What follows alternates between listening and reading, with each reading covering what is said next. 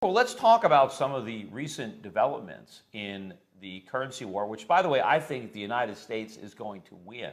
And of course, when it comes to a currency war, the last thing you want to do is win, because the winner is, in fact, the biggest loser. But I think we've been doing things to advance the ball down the field. One of them, of course, is all the weight that we're now throwing around in the world. We are threatening or leading the charge to sanction Russia. We are fining foreign banks in Europe, most recently a French bank, big fines for violating American laws, and we're able to punish them because they're using the dollar as the reserve currency. And more recently, the FACTA went into effect in July, which makes it even more expensive for the world to use the dollar as the reserve currency. But we count on the world embracing the dollar, stockpiling our dollars, because America's standard of living is dependent on our ability to export dollars that never come home and to import capital and consumer goods. Right. That's exactly right, Peter. I like to say that the only way you win a currency war is by keeping out of it. Basically, if you're in the currency wars, everyone loses, although it can kind of take different tempos. But you make a very important point. A lot of people say the U.S. dollar is not backed by anything. It actually is backed by one thing, which is confidence. If people have confidence in it, they think it's money, then it's money. The problem is if they lose confidence, then it can cease to be money very quickly. It can collapse very quickly. Now, the problem with confidence is it's fragile. It's very easily lost. Once it's lost, it's very difficult to regain. And that's something the Fed doesn't understand. The Fed, the Treasury, other branches of government that are using the dollar as a weapon, exactly as you described, they take confidence for granted. They assume because the dollar is king, it will always be king, nothing can stop it. And so they, as you say, throw their weight around, but they're actually in the process of undermining the dollar. They're giving the rest of the world reasons to head for the exits. Now, it's easier said than done. You can't get out of the dollar overnight. It is the largest, the Treasury bond market is the largest liquid pool of investable assets in the world. By the way, that's a source of a lot of confusion when people look at the Chinese yuan and what's going on there. They see these bilateral deals with China and Brazil, China and Russia, where they're going to take payments in yuan, or people will buy their goods in yuan, or they can use yuan to buy other people's goods, et cetera. Well, that's a trade currency, but that's not the same as a reserve currency. To be a reserve currency, you need investable assets, because your reserves are just your savings. So you export a bunch of stuff, you buy stuff abroad. If you export more than you import, you're going to have a surplus. Those are your savings, no different than anyone's savings account. Well, you can't stick it under a mattress. You have to invest in something. What makes a reserve currency is the pool of investable assets. So right now, the Treasury market is still king.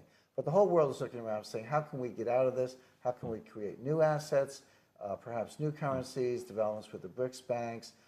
People, once you start accepting yuan, you're going to look for something to invest in. So all these things are in play. Let's get in there, because first of all, it's not like there aren't plenty of reasons to already want out of the dollar. It's not like we have to create new ones, but it's so ironic that that's how arrogant we are. I mean, how much we really don't understand the precarious position that we're in when it comes to the rest of the world, that we're actually antagonizing them when we should really be sucking up to them. But you mentioned the BRIC banks. I mean, here there's an effort now going on with China predominantly, but also some of the other BRIC nations, to create their own version of the IMF, which is going to be mainly backed by China, which has got trillions of dollars, of course, in reserves. So China can really do what it wants, but to really create some independence and to allow China to increase its influence among other nations by saying, look, you don't have to suck up to the United States or the IMF, because we're here. We're an alternative to that. Well, you're right, Peter. A lot of people do want to get out of the dollar, but it's like saying a lot of people want to get out of prison, but it's easier said than done.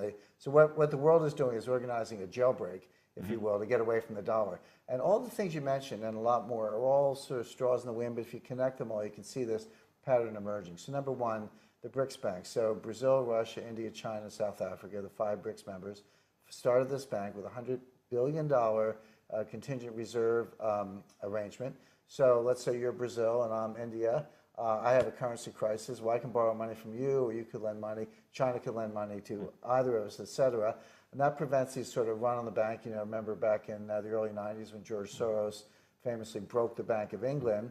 Well, these reserve banks are going to make sure that they can't be broken, or the currencies can't be broken, because they've got a big brother who will ride to the rescue. Now, interestingly, no sooner was this BRICS bank set up than China entered into a bilateral swap agreement with Switzerland.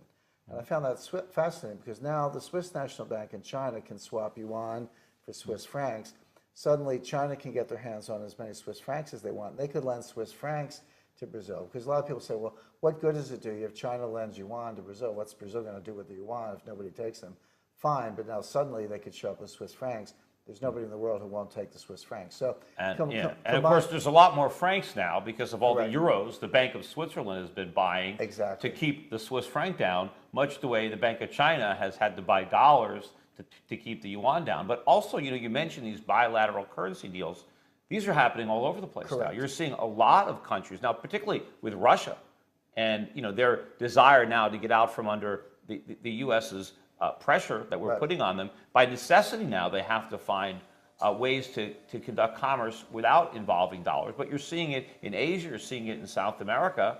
I mean, this is a big trend. Well, it is, and we're in a financial war with Russia. There's no other way to understand it. This is not just sort of superficial economic sanctions. We're at war with Russia without firing a shot, using financial weapons. Now, President Obama spoke about something. He hasn't done this yet, but he spoke about something, and Putin was more fearful of this than anything else that's been talked about, which is cutting off Visa and MasterCard dollar processing in Russia. Because Russia in the 90s, when communism fell in 1991, they went to free market. It was very chaotic. Well, they didn't have a mature banking system. They didn't have a credit system, consumer credit. So MasterCard and Visa came in and set up this whole system. Now, they're utterly dependent on it today.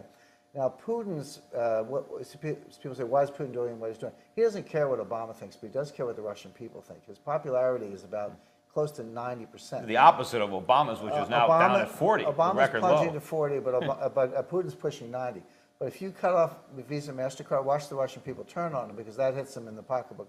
Well, I read something that he's working out a deal with a Chinese credit card company. He's doing a couple things. Number one, he's told MasterCard and Visa they have to put up a multi-billion-dollar security guarantee. So if they do suddenly cease payments, he's going to seize that guarantee and use it to kind of keep the wheels in motion.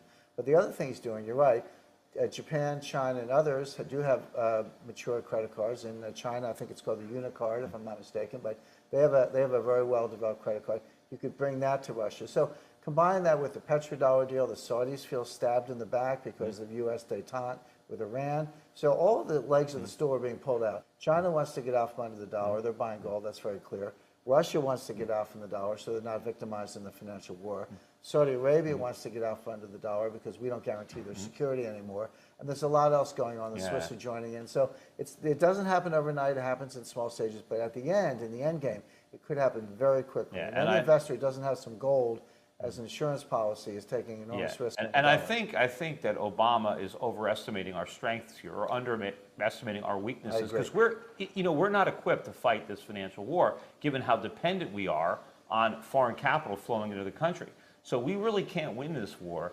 And it seems like the president is very arrogant, and just like he made mistakes about Obamacare and the assumptions that he made there, and even the assumptions with Iraq. I mean, he was so confident when we pulled out of Iraq that everything was going to be fantastic over there. How arrogant and ignorant at the same time to not understand the situation that existed there, despite all of the military intelligence and all the experts that he had.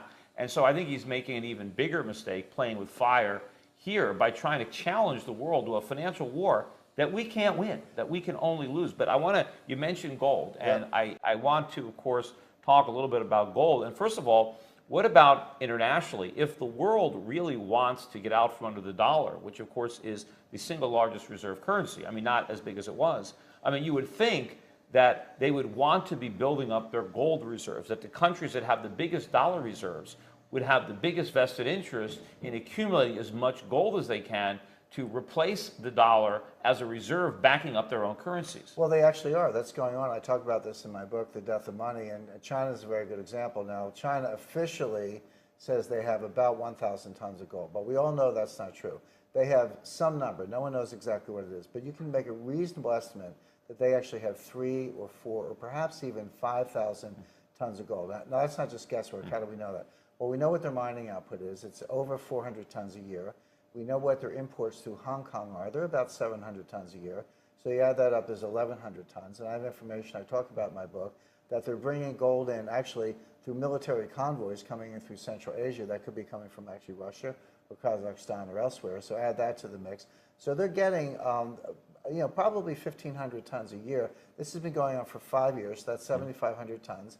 What we don't know, how much of that is going to private investment in China and how much of that is going to the government. We don't know that number, but just use half and half as a first approximation. So right there, that would add over 3,000 tons to China's reserves. So they're probably close to 4,000 tons.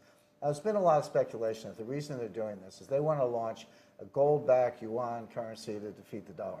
That's not going to happen. That's not even close. The reason is that yuan's not ready to be a reserve currency because they don't have investable assets. There's no rule of law. There's no mature bond market in China. But what they are doing is creating a very simple hedge position. You're a trader. You certainly understand how this works. So you've got $4 trillion of paper reserves, mostly in U.S. dollars. You can't dump them. I mean, if you even try to sell a fraction, the Treasury market's big. It's not that big. If they try to do something more aggressive, the President of the United States can actually stop them just by freezing their accounts. But what you do is you build up a pile of gold. So now the Chinese actually want a stable dollar. They would love a stable dollar. But if the U.S. tries to devalue the dollar, tries to cheapen the dollar through inflation, remember, every 10% of dollar inflation is a $300 billion wealth transfer from China to the United States. So if we cheapen the dollar with inflation, they'll lose money on the paper, but they'll make money on the gold. Yeah. So they're building a hedge position. They're not done yet. And of course, for the hedge to work, gold has to move up spectacularly. Correct. You have to have a very, very big, because their gold position is going to be very small relative to their dollar position. But if gold moves enough to offset the decline in the purchasing power of the dollar, and I think it's interesting because I think that's why China is trying to really lie about how much gold it has and how much it's been buying. Because if the truth were out there on how much gold they have, I think the price would already go up. So if you really want to buy something, you don't want people to know how badly you want it or how much you want because they're going to raise the price. So I think China is trying to quietly buy as much gold as they can because they need a lot of gold because they got a lot of dollars. So they're trying to buy as much as they can, as cheaply as they can. Correct. So they lie about how much they have. I think we also lie, but maybe we pretend we have more than we do. That could be, so we say we have all this gold and maybe we don't, and China claims they barely have any, but they probably have a lot more. Well, I think we have good reason to believe we have the physical gold. Now, is it leased out? Yes, that's the thing. Now, so it's hypothecated. We have the physical gold in Fort Knox and West Point where we say we do, but it is leased out. The gold manipulation, by the way, is so blatant at this point. If I were the manipulator, I'd be embarrassed because it's very clear. To me, that's non-debatable. And also Branches Metz, a professor at NYU Stern School, has done some excellent research on this. She's an expert on this. There are other published studies. So this isn't something we have to speculate about anymore. The question is who's doing it, and people like to point a finger at the Fed, and maybe through the BIS they have a hand in it. But my number one suspect is China, for the reason you mentioned, Peter. If you're out to buy 3,000 tons, you don't want the price to be high yet. Maybe later you do, but for now you want the price to be lower. Yeah, not while you're still buying. But you bring up that. I mean, why didn't the situation with Germany and Germany's gold? And so not only do we spy on Angela Merkel, right, but we don't even have their gold. I mean, why isn't there a bigger uproar? And what do you think is going on when Germany basically says, look, your guys are storing our gold. We'd like half of it back. Right. And then we come back and say, okay, we'll give you half back, but it's going to take like 10 years. Right. And here's our timetable. Right. And at the end of the first year, we give them 1/10 of what we promised we're going to give them. And now all of a sudden they've changed their mind and say, okay, we don't need it. You can keep it. That's another thing that's not very well understood. The dirty little secret there is Germany doesn't want the gold back. They asked for it, but that was only because it was a political issue. In September 2013, Angela Merkel was up for election. There was a minority party that was making noise about this, saying, why is our gold in New York? Why are we risking? The U.S. could confiscate it, which I think we might at the end of the day, in desperation. So that was only announced to appease that party to help Merkel's coalition. Once she won the election, they didn't need those guys anymore. The Deutsche Bundesbank doesn't want the gold, but here's why. They're part of the manipulation. But the manipulation is centered in London and New York. London and New York have mature leasing markets. Frankfurt doesn't. So if you move that gold from New York to Frankfurt, it actually reduces the floating supply available for lease because nobody's going to do a German language lease. There's no leasing market in Frankfurt. So if you're part of the manipulation, which they are, you actually want the gold in New York because that's where the manipulation is centered. So it's sort of, the Germans don't want the gold, but the reason they don't want it is a bad reason, which is they're part of the manipulation, and New York is the center of that. But the question is, could we have delivered it, or did Germany know that we weren't going to deliver it? Well, again, there's a lot of confusion about this because people don't understand gold leasing. They think if J.P. Morgan leases from the Fed, which they do, that somehow they back up a truck and take the gold away. They don't. The gold is there. But they get paper title to it, and that's all you need. And then you go out and sell 10 times the paper title in the so-called unallocated gold through the London Bullion Market Association. Now you're flooding the world with gold contracts. All these people out there say, well, I own gold. They don't own gold. They have a paper bilateral contract with JP Morgan. If they all showed up for the gold, JP Morgan would terminate the agreements under force majeure clause, give everyone a check at yesterday's price. You would not get today's spike, and there's nowhere near enough gold to go around. So there's manipulation galore. Yeah, well, basically, but it's a little more sophisticated. It's all because basically they've sold the same gold over and over again. Correct. And you have all these people who think they own. It's kind of like that the movie The Producers, where the guy he assumes the movie's going to flop, so he sells interest to so many people, and then when it's a hit, they all come back and they want their share. But of course, they've oversold the deal, and it's the same thing, or maybe it's like a little bit of a Bernie Madoff or some kind of a scam. But what about Switzerland? Because I don't know when this vote is supposed to come up, but now the Swiss, right? They have a referendum coming on the ballot to back the Swiss franc. I think 10% by gold. I think is that it used to be legally backed by gold 20%. They would want to do two things. Number one, this referendum, but they have an open system. You get enough signatures on a petition, you can get on the ballot. I think this vote is scheduled for early 2015. I was in Switzerland recently. On my last trip to Switzerland, I didn't see any banks. I went to gold storage. I went to gold vaults and gold refiners, the people handling the physical. But I bumped into a very senior Swiss banker at the time. We just asked him about this. He said, "Oh, it'll never pass." But you know what? There's a little nervousness in his voice that I detected. So let's watch that space. But what this referendum would say is that, first of all, Switzerland cannot sell any more gold. Switzerland has been a big seller of gold the last 10 years, and they've been part of the price suppression mechanism. But then it would furthermore say, exactly as you said, Peter, that the Swiss franc has to be backed by gold in such a proportion that they would actually have to go out and buy gold to fulfill that backing function. Well, especially because they've bought so many euros in the past 4 or 5 years. They had to print the Swiss francs. Look, it's interesting that all the bankers and politicians are against this. Right. And these are the same guys that would have been in favor of it, 20 years ago when Switzerland really was the last country to leave a gold standard or break any tie between its currency and gold. And the Swiss franc really was, the gold standards of currencies, right, until then. But the Swiss people pride themselves on sound money, the Swiss banking system. You would think that they would embrace it, but they're scared because the bankers want to play ball with the European bankers. They want to play, with the Americans. They don't want their hands tied. But from the point of view of a citizen, of a saver, that's exactly what you want to do. You want to tie up the central bank's hands. You want to tie the government's hands down, bind it in golden handcuffs so they can't create all this inflation. They can't undermine your economy, inflate bubbles. No doubt that the bankers and the elites are against this, but the people of Switzerland might support it. There might be an interesting connection, actually, between what happened in Germany and what's going to happen in Switzerland, because the Swiss are sitting there saying, hey, the Germans couldn't get their gold back. There might have been bad reasons for that, but they couldn't get their gold back. So that might cause the Swiss people actually to vote in favor of this. So let's watch it, but I think it'll be early 2015. We'll know then. Plus, the price of gold has been trending up for the last 13, 14 years. Last year, notwithstanding, and it's up again in 2014. Right. And so the Swiss are selling their gold, and they're losing money. The gold that they're selling is more valuable. Great. I actually did, all these calculations are in my book, but they've lost billions dumping their gold. And by the way, 2013, you're right, it was the first year in 11 years when gold was down. But that's because the big banks looted the GLD warehouse. The GLD, that's the ETF, that warehouse disgorged 500 tons of gold onto the market. That's over and above mining output and other sources. Well, you can't do that twice. You take another 500 tons out of GLD, there's not enough left to pay the bills. So that was a one-time event. We're not going to see that, and you're right. Well, and the other problem for the speculators, because the people who bought GLD, they're going to be back. Once the trends change, the hot money is going to want back into gold. Correct. The problem is the gold's not going to be there for the GLD to buy. Right. So when the speculators want in, and a lot of these guys are actually now short. So wait till they have to cover. Not only the buying for the short covering, but you've got buying from the new investor hot money. Typically, right, when things go wrong, right, people seek out a safe haven, and the U.S. Treasury market has been the safe haven. But at some point, it can't be the safe haven. You can't bid Treasury prices to the moon. The yields are too low because pretty soon the safe asset becomes so risky that nobody can touch it. Right. So at some point, the flight to Treasuries can't go on. So what are you going to buy when you're worried when it's too dangerous to buy Treasuries, especially if the next crisis is a dollar crisis? You can't hedge dollars in Treasuries. Right. Right. So you got to buy something else. Down, so right? you got, which brings me to, I wanted to ask you also about the ending of the London fix. Yep. The scandal there involving the AMP and fix in London, now the silver fix, and what does that mean for the gold market if we move beyond that? And was that part of the manipulation? Did that in any way help to suppress the price of gold? Well, it did. I mean, the London fix was a sort of a manipulation within a manipulation. So that was a little ring manipulation within the much larger manipulation conducted on the COMEX and through leasing and intermediary through the BIS. The BIS are a bunch of sweethearts.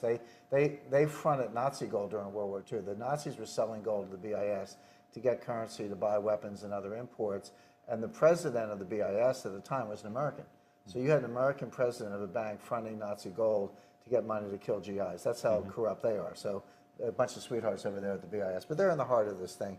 But yeah, no, I think you're exactly right. This will, the London gold fix is less and less significant. Look, the whole gold market, not just the gold, but the gold market is moving to Shanghai. The vaults are there. The refineries are starting to crop up. They've redefined good delivery. Good delivery is the old 400-ounce bar. The 400-ounce bar was specified almost a century ago because it was so inconvenient. They didn't want people with gold in their pockets, so they came up with a good delivery that nobody could carry around.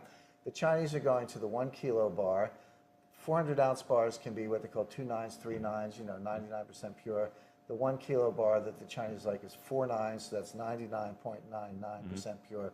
That's the new standard. So the vaults, the refineries, the gold standard, the trading are all moving to Shanghai. They're rewriting the rules. Well, of the it game. makes sense. Look, the savings are there, the productive capacity is there, the economic freedom is there. And just like America, when we became the most powerful nation because we embraced freedom in a way that had never been embraced before, and we became wealthy because of our free markets, we had all the gold, right? That's why the dollar became the reserve currency, because we had so much of the world's gold. But we've lost all of that, and it makes sense that the nations that have gained what we lost are now going to take the gold, right? The gold is going to flow from the debtor nations of the West, right, the welfare states, to the new freer markets, dynamic savings producing nations in the East. Correct. In 1950, the United States had 20,000 tons of gold. Today we have about 8,000 tons. So that tells you the story right there.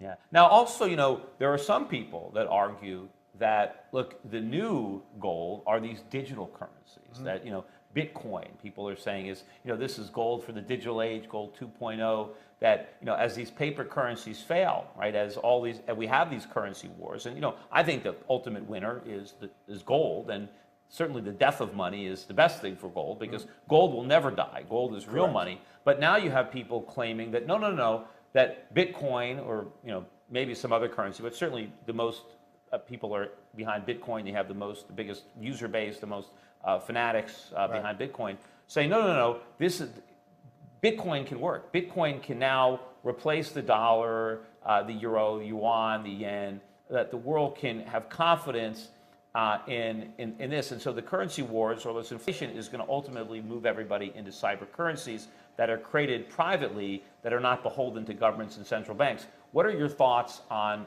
Bitcoin? Well, look, anything can be a currency. The question, but you put your finger on it, Peter, do people have confidence in it? At various times in history, shells have been currency, feathers have been currency, beads have been currency. So anything can be currency, and Bitcoin can be a currency. But only if people have confidence in it. And the same is true of the dollar or the euro or anything else. And now, I have a number of problems with Bitcoin. Number one, if you ask somebody what a Bitcoin's worth, they'll say it's worth $500 or $200. Well, I said, wait a second, you're talking about dollars. Now, even the dyed-in-the-wool Bitcoin advocates will express the value in dollars. So I'm saying you're really tied to the dollar standard whether you like it or not, number one. Number two, Bitcoin has not been through a business cycle. It's just been a very weak recovery, but the economy has only gone up since the invention of Bitcoin. So we don't know how Bitcoin will perform in a panic. We don't know how it will perform in a downturn because we haven't seen that.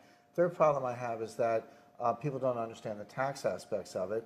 If I buy a Bitcoin for $200 and I cash it in for $300 of goods and services because it went up, I have to take the 100 difference and put it on my tax return as a gain, no different than if I bought IBM and sold it at a profit.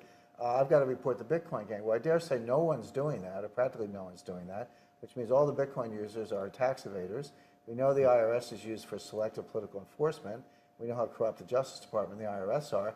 So I'd hate to be a Bitcoin guy with unreported Bitcoin gains in my tax return where the Justice Department selectively comes after me. So that's one And more thing to especially worry when they about. get you with your interest and late penalties. Correct. And because that ends up being and more. we know the NSA is looking over your shoulder. Yeah. So there's a lot to think about with. Well, the with real Bitcoin. problem that I have with it, first of all, you have over 400 now other digital currencies. So the supply of digital currencies seems to be infinite because they keep coming up with them. Sure. Maybe they'll come up with one that's better than Bitcoin. Maybe they already have. I mean, who knows? Just because you're the first doesn't mean you're the best.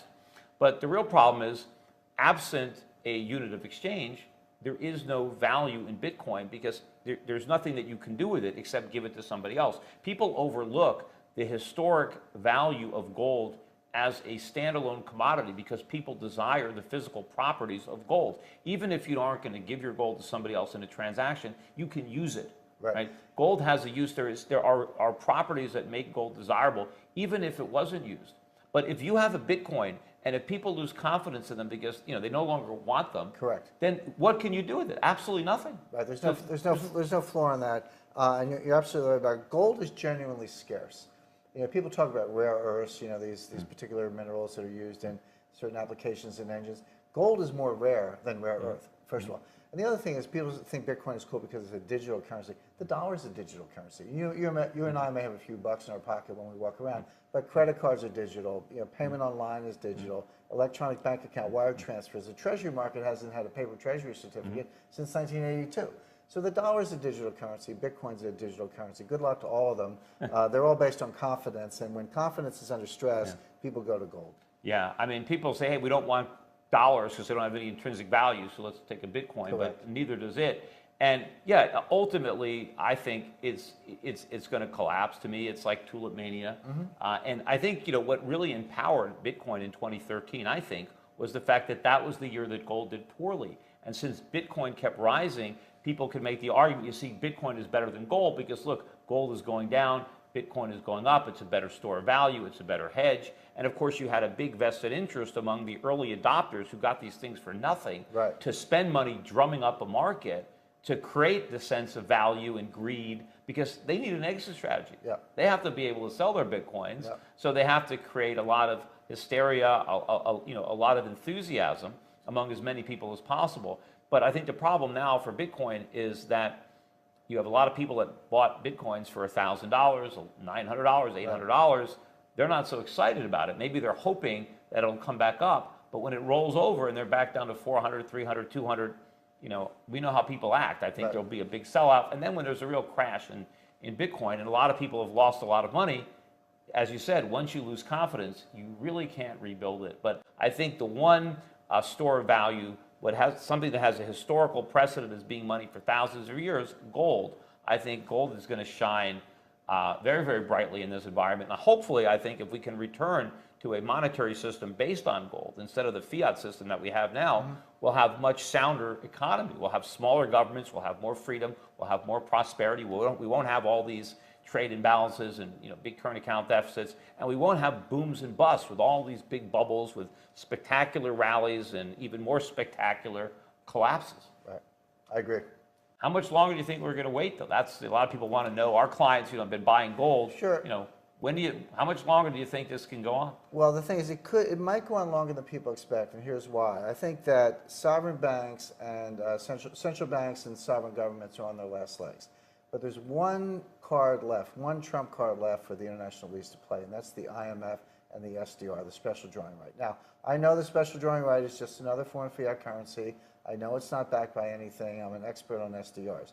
But it's new. It's the new kid in town, so they might play that trump card in the next liquidity crisis. I go all the way back to 1998, when long-term capital management collapsed. That was a hedge fund collapsing, jeopardizing the world, and Wall Street bailed it out. Now come forward to 2008. Now Wall Street's collapsing, jeopardizing the world, and the central banks bailed them out.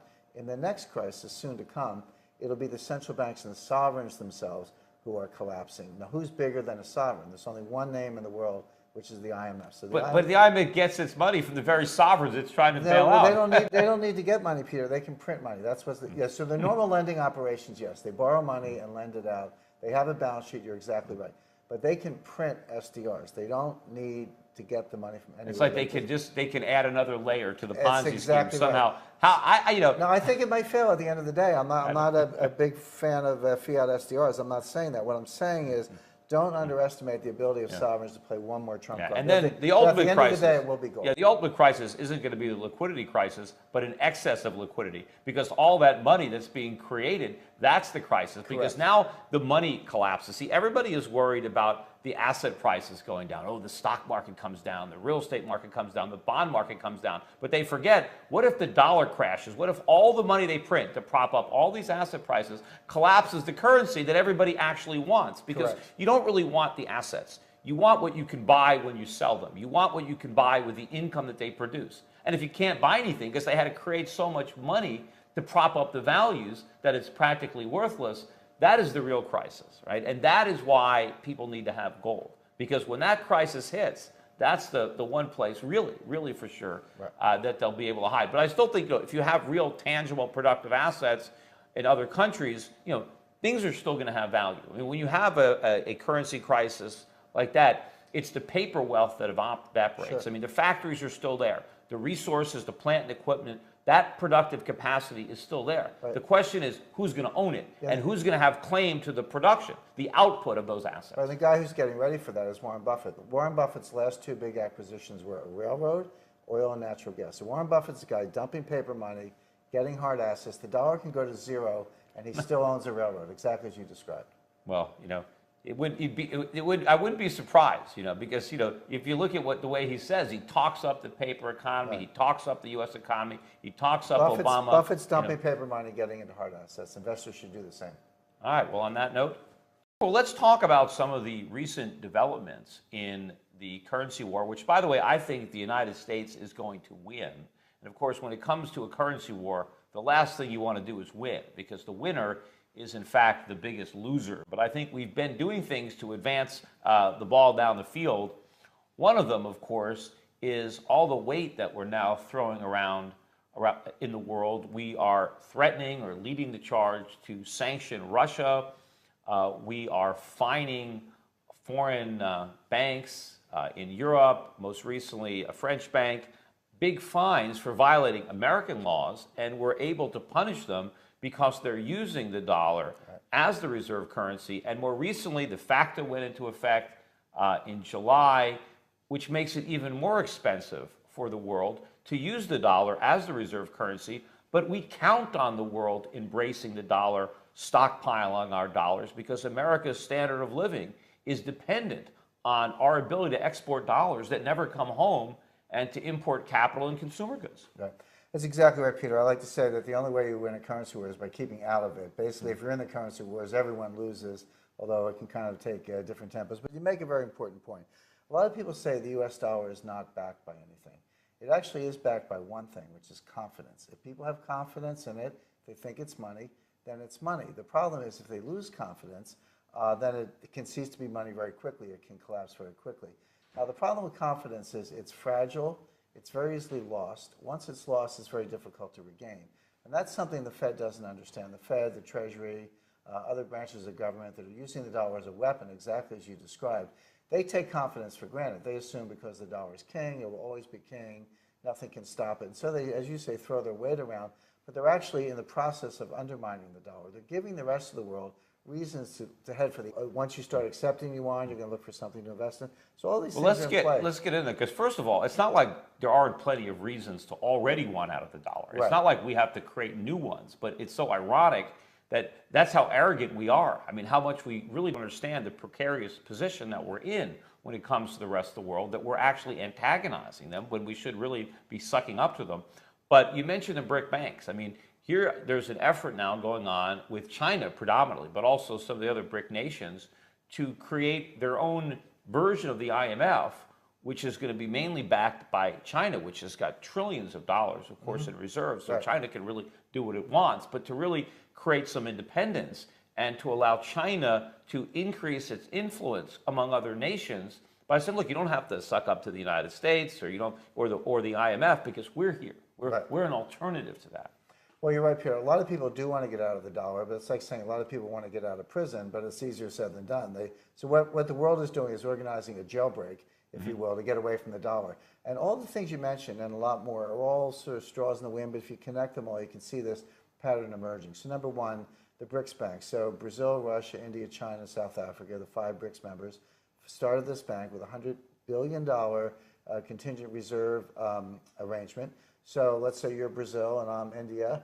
I have a currency crisis. Well, I can borrow money from you, or you could lend money. China could lend money to either of us, et cetera.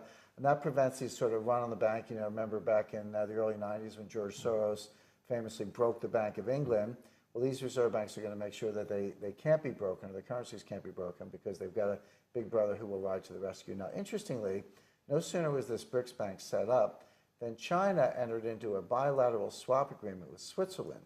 And I found that fascinating, because now the Swiss National Bank in China can swap yuan for Swiss francs. Suddenly, China can get their exits. Now, it's easier said than done. You can't get out of the dollar overnight.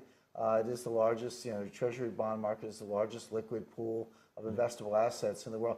By the way, that's a source of a lot of confusion when people look at the Chinese yuan and what's going on there. They see these bilateral deals with China and Brazil, China and Russia, where they're going to take payments in yuan, or people will buy their goods in yuan, or they can use yuan to buy other people's goods, et cetera. Well, that's a trade currency, but that's not the same as a reserve currency. To be a reserve currency, you need investable assets, because your reserves are just your savings. So you export a bunch of stuff, you buy stuff abroad. If you export more than you import, you're going to have a surplus. Those are your savings, no different than anyone's savings account. Well, you can't stick it under a mattress. You have to invest in something. What makes a reserve currency is the pool of investable assets. So right now, the Treasury market is still king. But the whole world is looking around saying, how can we get out of this? How can we create new assets, perhaps new currencies, developments with the BRICS banks? People